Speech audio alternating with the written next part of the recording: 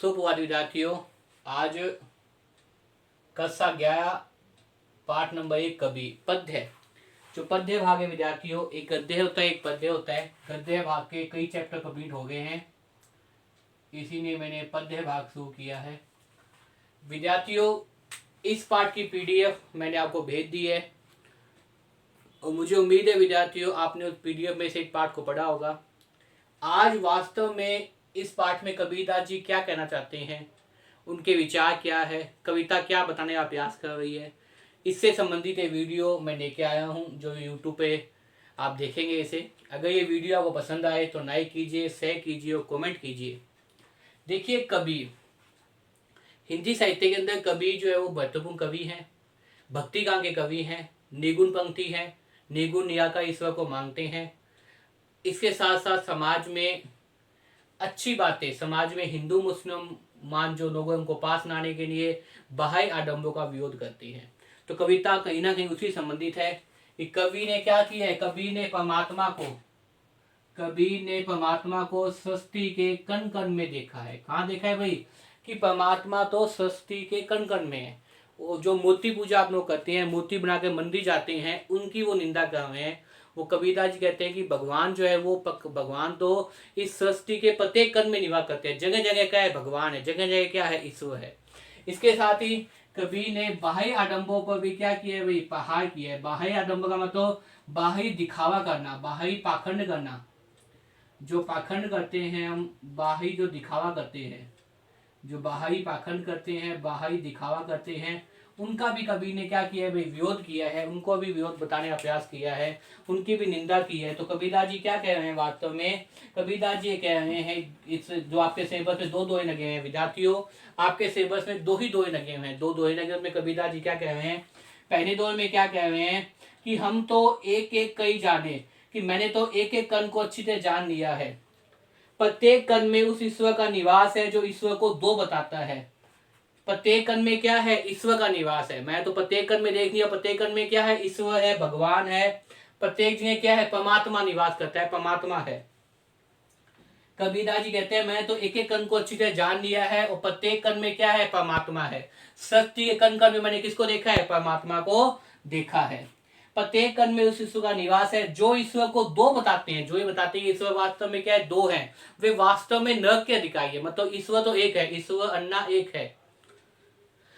जो हिंदू धर्म और जो मुस्लिम धर्म, जो सिख धर्म, जो ईसाई धर्म थे, जो अलग ईश्वर बता रहे थे, कबीरदास जी ने मुख्यतः हिंदू और मुस्लिम धर्म को स्वार्थ करने का प्रयास किया है। इसलिए वो कहते हैं दो ईश्वर। जो हिंदू कहते हैं परमात्मा ईश्वर भगवान, और वो जो मुसलमान का कहते हैं अन्ना पैगंबर। तो ये सब चीजें क्या है? एक ही है। कबीरदास जी कहते हैं जो वास्तव में बताते हैं कि इस प्रकार से भगवान दो है, वो क्या है? वास्तव में नरक के अधिकारी है।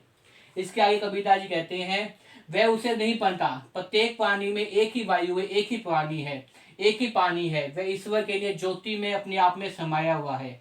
एक ही मिट्टी को अच्छी सना हुआ सही बर्तन बनाने वाला कुम्हार भी एक है। मिट्टी से सना हुआ सही क्यों है? क्योंकि पन भर में सही क्या खत्म हो जाती है।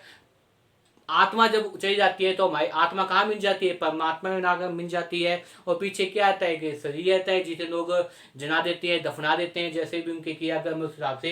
इसलिए कबीरदास जी कहते हैं कि एक ही कुम्हार ने बनाया है।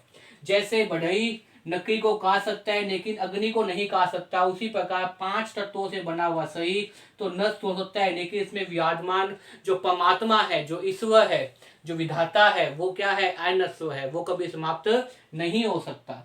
हे ईश्वर, प्रत्येक शरीर में तू ही निवास करता है। कवि मानव से कहता है कि हे मनुष्य, तू माया को देखकर संसार में इतना आसक्त क्यों है?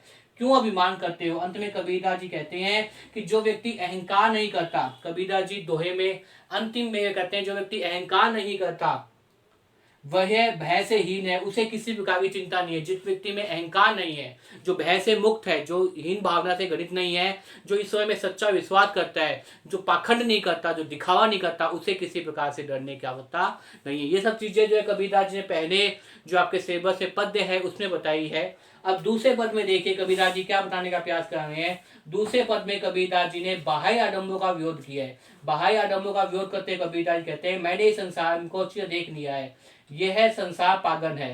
पागल इसने बता रहे हैं कि जो सच्ची बात कहने वाले लोग हैं, लोग उन्हें मानने को दोते हैं। कबीरदास जी दूसरे पद में क्या कह रहे हैं कि संसार क्या है,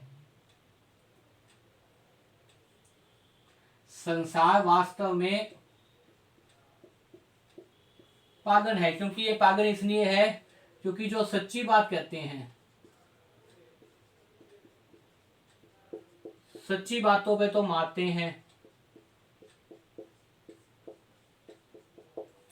और जो झूठी बातें करता है उनको मान सम्मान देते हैं।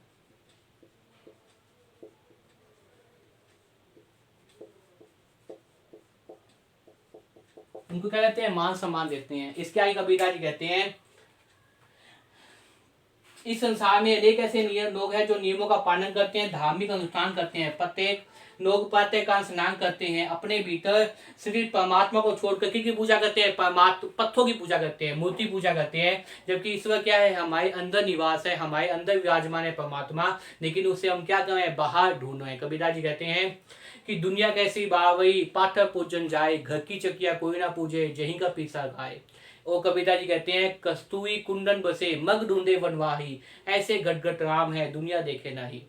इसी प्रकार से लोग क्या करते हैं, मूर्ति पूजा के लिए मंदिर जाते हैं, लेकिन अपने ऐसे लोगों में कोई ज्ञान नहीं है। मैंने बड़े से बड़े सिद्धों को देखा है, वह किताबें कुरान पढ़ते हैं, सभी प्रकार के उपाय बताकर लोग अपने आप को उनके शिष्य बनाने का दिखावा करते हैं, बनावटीपन करते हैं। जबकि ना तो ऐसे गुरु और ना ऐसे शिष्यों को कभी ईश्वर मिल पाता है, ना वो कभी ईश्वर की सच्ची भक्ति करते हैं। इसने क्या कहा है, बाह्य डब्बों में क्या किया है, पहाड़ किया है।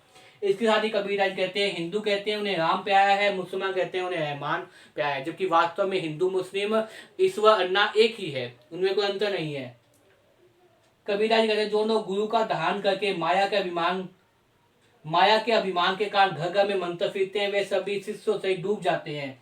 अंत में कबीरा जी कहते हैं, ये सब बातें क्या है, शंका उत्पन्न करने वाली है, इससे भटकाव उत्पन्न होता है। ईश्वर तो सहज है और सहज रूप में पाया जा सकता है, लेकिन लोगों में विचार में जानता हूँ कि ईश्वर को प्राप्त करना कितना सहन है, कि ईश्वर तो बहुत ही सहन है, ईश्वर को बहुत ही सहज तरीके से पाया जा सकता है, बिना कोई पाखंड किए, बिना कोई आडंबर किए, सहनता के साथ आप ईश्वर को प्राप्त करते हैं। लेकिन मैं देखता हूँ कि दुनिया कैसी भाग गई है, दुनिया क्या करती है, पत्थर पूजने जाती है, पहाड़ को पूजती है, लेकिन घर के अंदर विराजमान जो परमात्मा है, अपने अंदर जो परमात्मा है, उसको कभी नहीं पूछती, अभिमान करती है, दिखावा करती है, पाखंड करती है।